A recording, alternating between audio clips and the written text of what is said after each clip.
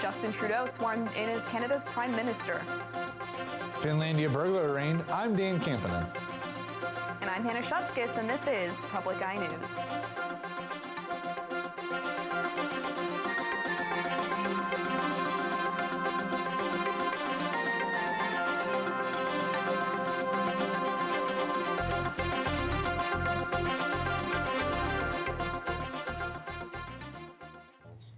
The Lord of the Rings' very own Sean Astin took over NMU's campus last night. Astin was on campus talking about life lessons that he's received from his experiences while acting. Sean is also an advocate for literacy, mental health awareness, civic engagement, and more. Most recently, Astin finished a marathon known as the Ironman World Championship and raised money for his charity while doing it. Astin added, out of everything he does, there's nothing better than telling his stories to his fans and getting to know them on a human level. The City of Marquette would like to inform residents about a swap of its filtration membranes at the water plant. Over 700 filters were put in, replacing ones that were about 8 years old. A few residents have complained that their water was fizzy and tasted a bit off. Officials say this can happen with new filters and that the water quality was not affected. The process took about 1 week to finish, and the cost for the project was around $800,000. A single-engine plane made an emergency landing yesterday at the Delta County Airport. According to airport officials, the small experimental Kit Fox plane experienced gearbox failure, causing the propeller to stop moving around 11 a.m. The pilot brought the aircraft down, landing on the north side of the ramp. The aircraft then traveled across the taxiway and into the grass between the taxiway and runway. The airport closed the runway and taxiway for approximately 1 hour, and the afternoon commercial flight by Delta was only delayed by 15 minutes. The NTSB is still gathering information for their investigation. One man is in jail after an alleged burglary at Finlandia University that happened in late October. Officers from the Hancock Police Department say they were dispatched to a burglary complaint at Finlandia around 9:15 a.m. on October 21st. They were unable to find signs of forced entry at the time. During their investigation, police identified 27-year-old Benjamin Riley as a suspect in the case. The execution of a search warrant recovered several items from the university. Riley was arrested on felony charges of breaking and entering and receiving and concealing stolen property. He was arraigned in 97th District Court earlier today on several felony charges in connection with the burglary and the death of an infant.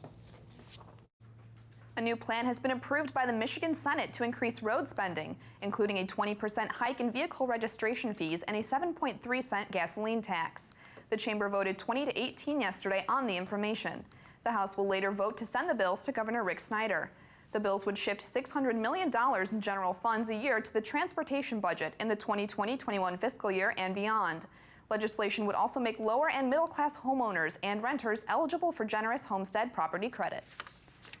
The company Honda is recalling over 145,000 motorcycles in the U.S. to fix dragging rear brakes that can cause a fire or crash. The National Highway Traffic Safety Administration has documents saying that this is the third recall for some. Models being recalled are the GL 1800 from 2001 through 2010 and 2012 through 2015. Also affected are the GL 1800 from 2001 through 2005 and the GL 1800B from 2013 through 2015. No timetable has been set for the recall, and it's still unclear if Honda will offer loaner motorcycles. And after the break, we'll have your national and international news. Stay tuned. On this edition of UTR, it's Pentwater for a B&B, a new set of skills, and a rockin' restaurant. Then it's Manistee for a fun flight, a healthier choice, and a happening hotel. Be sure to watch Under the Radar Michigan. Thursday evening at 9:30 on Public TV 13. Welcome back. The future of marijuana in Ohio was uncertain after the resounding defeat of an effort to legalize cannabis for both medical and recreational use in a single vote. The proposal rejected by voters today could be followed in 2016 by a more conventional legalization plan, one that doesn't give exclusive growing rights to private investors. Concerns about possibly creating marijuana monopolies appeared to be a major factor in its defeat. Campaign director Ian James assured supporters at a downtown Columbus gathering that the fight was not over, calling Tuesday's defeat a bump in the road. University of Cincinnati student Natalie McClory said she also didn't like the exclusive arrangement, but voted yes because it's progress. She said she thought if most students would vote, they would vote the same.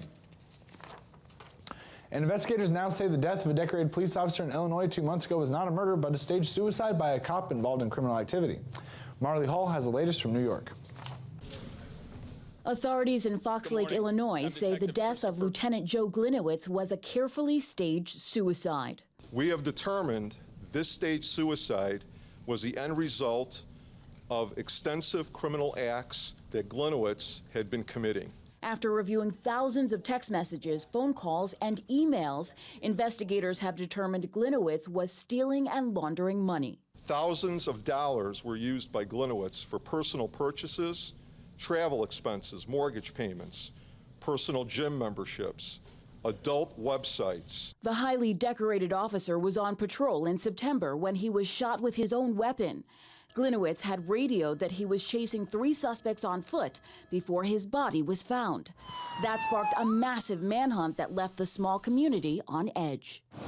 Thousands of mourners and police officers from across the nation turned out for the funeral of the U.S. Army veteran affectionately known as G.I. Joe. My world His wife delivered an emotional tribute. Joe was my best friend, my world, my hero. Before today's announcement, the Gliniewicz family had dismissed any suggestion of suicide. They say the 52-year-old father of 4 sons was looking forward to his upcoming retirement. Marley Hall, CBS News. Today, Justin Trudeau was sworn in as Canada's 23rd Prime Minister. Trudeau is the second to lead the country after his father Pierre held the same position from 1968 to 1984. Before jumping into the campaign, he worked as a teacher and advocate before winning a parliament seat in 2008. Big changes could come for Canada as Trudeau wants to revamp tax policies to benefit middle and low-income citizens, invest more in green transit, green infrastructure, legalizing marijuana, and opening doors to immigrants. The wreck of the Russian jetliner in Egypt is yielding new clues. The debris points to a catastrophic event bringing down the plane. All 224 people on board died. Alan Pizzi is in Cairo with the investigation's new focus. The search area has been widened again to 15 square miles. Russian officials said the effort will continue for at least 2 more days and can be extended if necessary. Yesterday's search yielded some small parts of the plane, passengers' personal belongings, and fragments of human remains. More than 30 bodies have now been identified. All public events in Russia today will start with a minute's silence to honor the victims. Russian media, citing sources within the investigation, are reporting that bodies of passengers from the rear section of the plane have different injuries than those sitting in the forward section.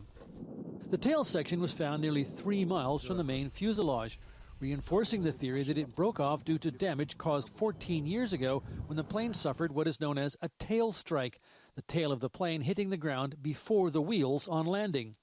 A bomb could have the same effect, but with no firm evidence so far of an explosion other than 2 flashes picked up by a U.S. satellite, Russian officials are warning against speculation. An ISIS affiliate in Sinai continues to claim responsibility. The banner on its latest tweet reads, "We took it down, so die in your rage."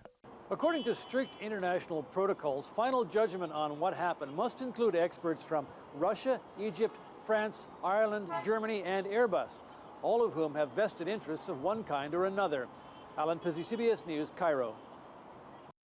A South Sudanese presidential spokesman has said a Soviet Air Antonov 12 transport plane crashed today shortly after takeoff from the airport in Juba, South Sudan, killing 15 people on the plane. The South Sudan Red Cross said on Facebook that it has collected more than 35 bodies at the site, and it wasn't clear whether those included people killed on the ground. Atni Wek Atni, a press secretary for the South Sudan President's Office, said 18 people were aboard the flight, 12 Sudanese passengers and 6 crew members, 5 Armenians and 1 Russian. 3 people survived, 2 Sudanese passengers and an infant boy less than a year old. Atni said the cause of the crash might have been an engine failure, although he cautioned this had not been yet confirmed. He said a witness saw one engine fail before the plane crashed. Stay tuned, because after the break, we'll be back with your weather and sports.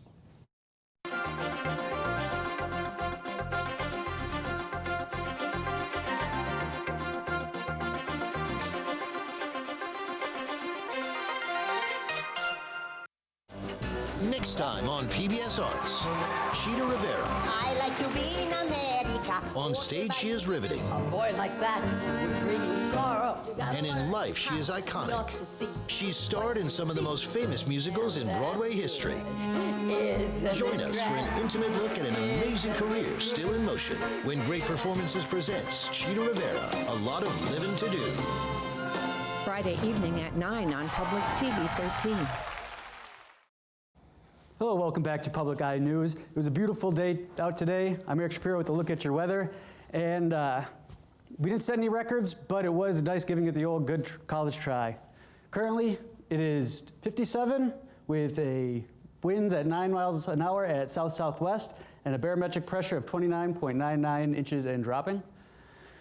Tonight will be a low of 52, winds south-southwest at 11 miles an hour. Tomorrow will be cloudy with a high of 61, winds south-southwest at 17 miles an hour. And across the UP, it's fairly cloudy. In Sault Ste. Marie, it's 60 and sunny. In Manistee, it's 53. In Escanaba, it's 54. Down in Menominee is also 54. In Iron Mountain is 53. In Ironwood is 57 and cloudy. Up in Houghton is 61. And back here in Marquette is 57 and cloudy. Taking a look at your weather ahead. Friday will be a high of 47, a low of 35, and mostly cloudy and wind. Saturday will be a high of 45, low of 33, and showers. And Sunday will be a high of 52, low of 38, and sunny. Well, Jade, it looks like there's going to be some rain coming in this week, and it looks like there's also another quarterback coming. You are correct, Eric. For the first time since breaking his left collarbone on September 20th against the Philadelphia Eagles, Tony Romo, quarterback for the Dallas Cowboys, has begun taking part in practice. Romo remains on the injured reserve list and cannot play until November 22nd against the Miami Dolphins. While the other quarterbacks worked on handoffs with the running backs, Romo focused on individual drills, throwing on the move with offensive coordinator Scott Linehan. He isn't expected to start working through some team drills until next week. Coach Jason Garrett said, quote, "One of the things about Tony is in his absence, he always stays engaged. It's not like he's been away," end quote. Matt Castle will be taking all of the first team snaps as the Cowboys prepare for their game against the Eagles this week. And Edmonton Oilers rookie forward Connor McDavid is expected to be out for months after a broken left clavicle. McDavid will require surgery after the break of his collarbone in Tuesday night's 4-2 win over the Philadelphia Flyers. During the game, McDavid got caught up with Flyer defensemen Michael DeSoto and Brandon Manning, who had also lost their balance on the play and fell shoulder first into the end boards behind the Flyers' net. McDavid got up slowly and held his shoulder as he skated to the bench and was later seen with his left arm in a sling. Coach Todd McClellan said, quote, "He wants to be part of the group, which he still will be. He's just not going to wear the uniform for a while," end quote. McDavid leads the NHL rookies with 5 goals and his 7 assists in his 12 games for the Oilers. He was second in scoring for the team and was named the league's Rookie of the Month for October. And quarterback for the Tampa Bay Buccaneers, Jameis Winston, may be turning over a new leaf after a rough start to his rookie career. Winston turned the ball over 8 times in his first 4 pro starts, and his total QBR stood at 35.6, which was 26th overall. During those games, Winston completed just 50% of his passes because of erratic throwing from the pocket and ended up getting sacked 8 times and throwing 7 interceptions. In his past 3 starts, Winston has not turned the ball over once and posted a total QBR of 83.7, which put him 4th overall during weeks 5 through 8. After a strong performance in Sunday's overtime win against the Atlanta Falcons, Winston became only the 4th rookie quarterback in the past 10 seasons to register a QBR of more than 88 in back-to-back weeks. So Dan, I hear that J.K. Rowling is releasing some new books. Yep, we got more stuff from her universe. Take heart, Harry Potter fans. J.K. Rowling has something more for you. The author is promoting her latest adult novel, Career of Evil, which she has been quoted as saying is the only book she's ever written to give her nightmares. But while Rowling has been focusing on novels for grown-ups, she said she's also got something coming for younger fans, saying, quote, "I have written part of a children's book that I really love, so there will be another children's book," end quote. Rowling has built an empire out of her Harry Potter series, which spurred an enormously successful movie franchise. She's never far from her Potter universe, however, as she often posts on her Pottermore site. So you guys big Harry Potter fans? Kind of, sometimes. Guys big into all that witchcraft and wizardry? Yes, and that's all the time we have for you here on Today of Public Eye News. Tune in again tomorrow.